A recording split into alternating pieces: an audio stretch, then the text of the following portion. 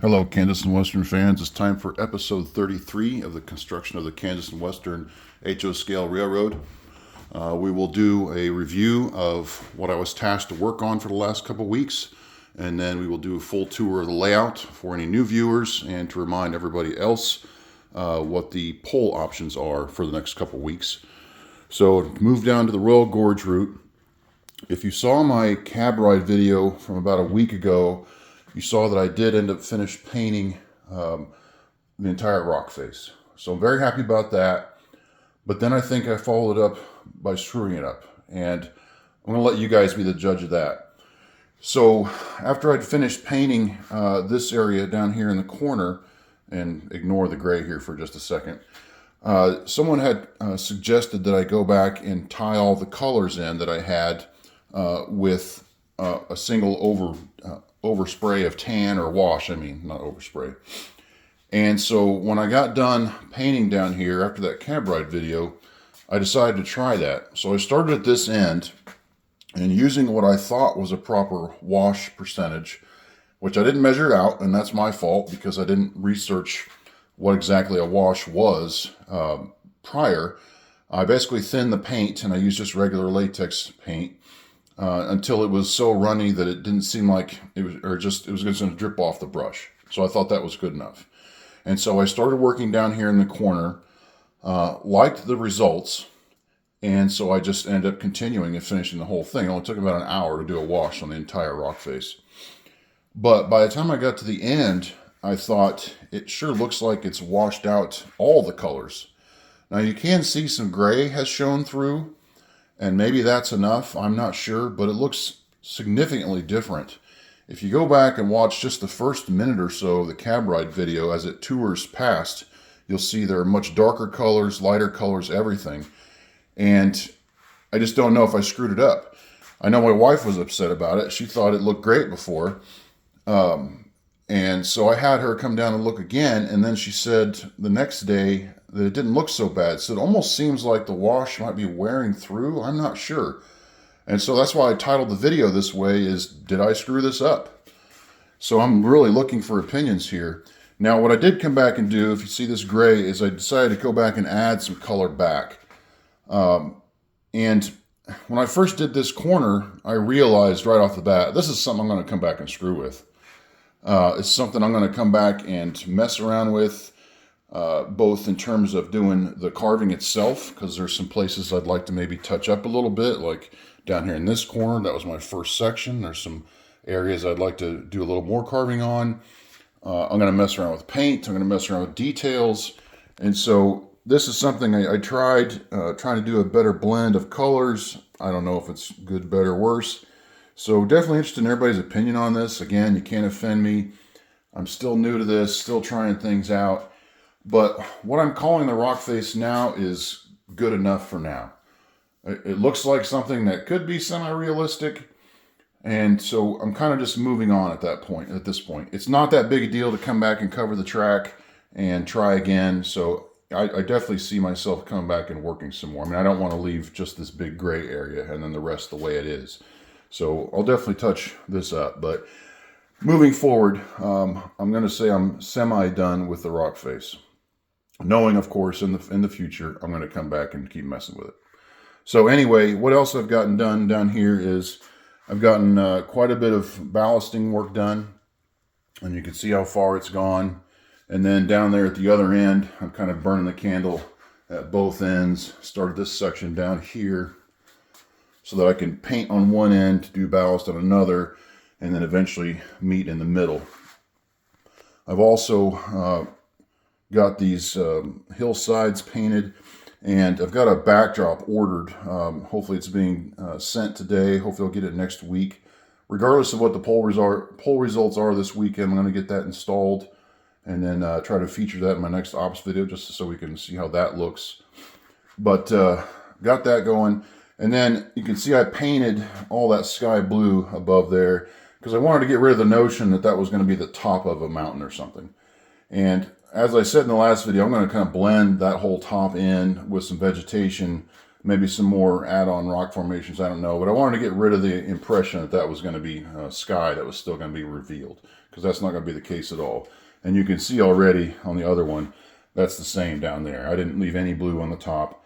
Of course, I never painted that backdrop to begin with, so that helped. But yeah, you're not really seeing the top of a mountain here. This is just going to be blended in because you're looking up that high, you've seen all the lights hanging down anyway. So we don't want people to look up there anyway. Anyway, and then one other thing that I did, I realized another mistake that my wife helped to point out for me. So I've been using this rock that I found at Hobby Lobby because I like the shape, I like the size, and I thought I liked the color. I thought it was tan. And if some of you have seen from some of my previous video content, I've revealed that I am colorblind to a degree, and thought that was a perfect match for the color that I was going for in the backdrop. And I found out, and I didn't understand this at first from the last video, people were talking about green or bright green or whatever. I thought they were talking about this. I thought they were talking about the green that I added for this moss that's growing in this seeping area, and I tried to tone that down a little bit, but I didn't realize they were talking about this rock. And my wife told me the other day that this is the green that everybody's seeing. And so when I'm putting that up here for this erosion control, I'm thinking this is a perfect color. Well, now I know it's not. So if you can see there's different tones there between how it comes out of the bag. So I've tried to do a wash to try to get rid of some of that green, so you can judge how well my wash is working there. But if it looks much better, I'm going to continue on with this whole area for erosion control. And then these spots here, that's been carved and painted black. I'm going to add these are rock outcroppings where it's basically solid rock right down to the water's edge. So, and then this, I don't know if I've explained this or not, this is supposed to be a huge rock outcropping that they decided to just carve through when they laid the track rather than try to remove. Still obviously in rough shape. I've got to blend that in. I've got to also blend it into the water's edge. So a lot of work to do, but that's what the point of that is. But anyway, so that's how far I've gotten. Ballast is getting close to half done, maybe not quite, but it's going pretty quick. And you can see where this next section I'm ready for ballast. I've got rails painted and ties weathered. And I'll probably do another how I do stuff video on how I do weathering of track, so people can see how I do that. But moving on, we'll do the tour now. So you got the Royal Gorge route here, and then it will turn into Canon City, where obviously I still have to do quite a bit of structure work. And then we transition into the Portland cement plant, which is located not far from Canon City in reality. Major structures built, just have to add one or two more small ones, and obviously get details added, paint, so on and so forth. And then the line transitions into the backdrop, and then this is my junction line, which just feeds into my bench work area, or workbench area, so I can work on these cars. Move around to the other side.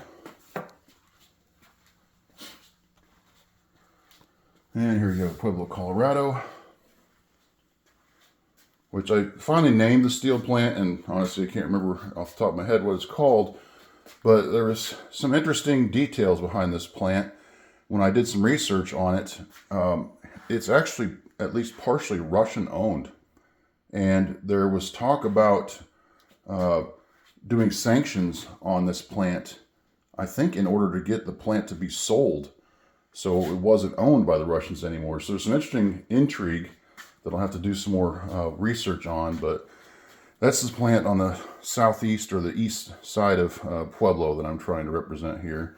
And then these are photos of the yard of the plant where they do some of the, have the scrap piles and so forth, get it sorted out for smelting. And then over here to La Junta Yard, where this transition is going to be hidden by a hillside cut and some trees.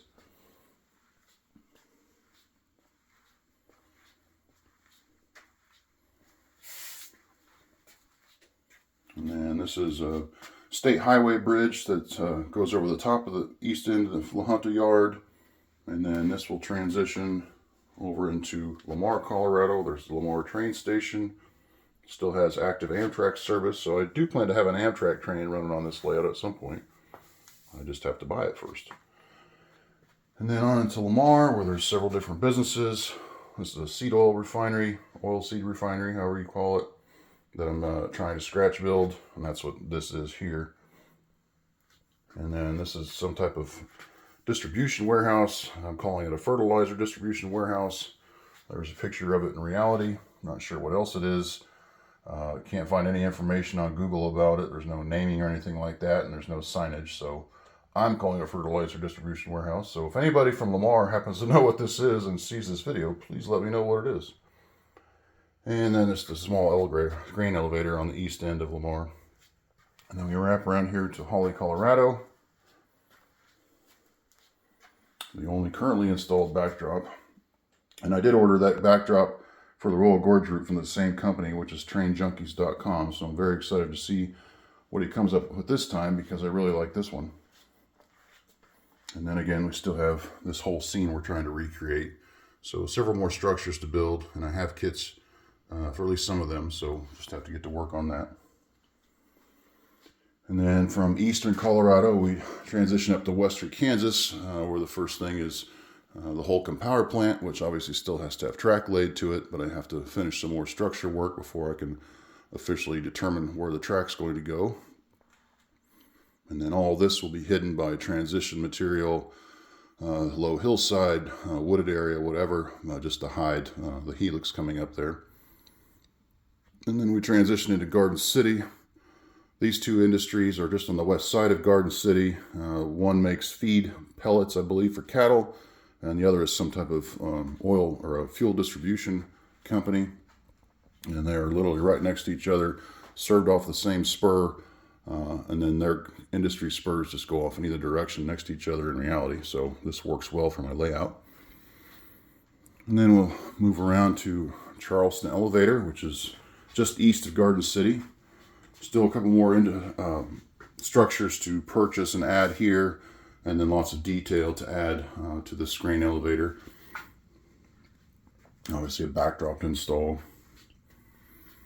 And then we transition around. I'll probably put a pond here in the foreground to the Wichita Industrial Park, which is not really necessarily a named thing in reality. It's just a ton of industries in the north end of Wichita that all end up crowded right around a couple different Wichita yards.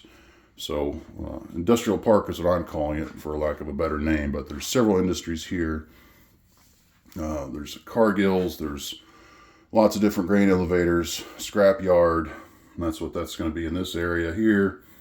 And then there's a Clean Harbors refinery or processing plant, whatever you want to call it, where they turn all kinds of waste fuels into something usable. And that'll be what this is. That's the photo of Clean Harbors in reality. And that is located right next to the Wichita grain elevator, on the north end anyway, the main one there, and that's what I'm representing here. And then here we have the locomotive fueling area for the BNSF side of the Wichita yard, the yard office, and then of course all the yard tracks just for the BNSF side.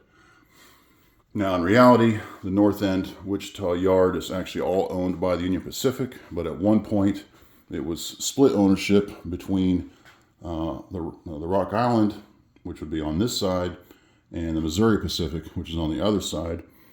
And since the Union Pacific bought both of those out, now they own the whole thing. On my layout, however, just for operational and interest, I guess you could say, that side I'm calling the BNSF side, because there is a BNSF yard in Wichita, but they're separated by more than just the elevator. And then this side is the Union Pacific side.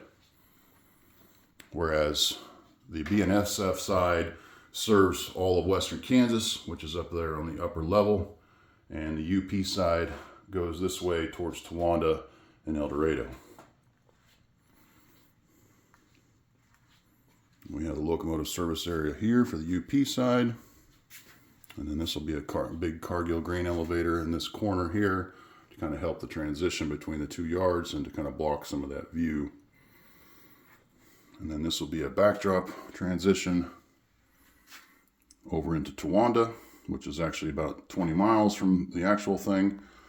So I have to hide the fact that this is, in scale length, maybe 500 feet. I don't know. It's pretty close.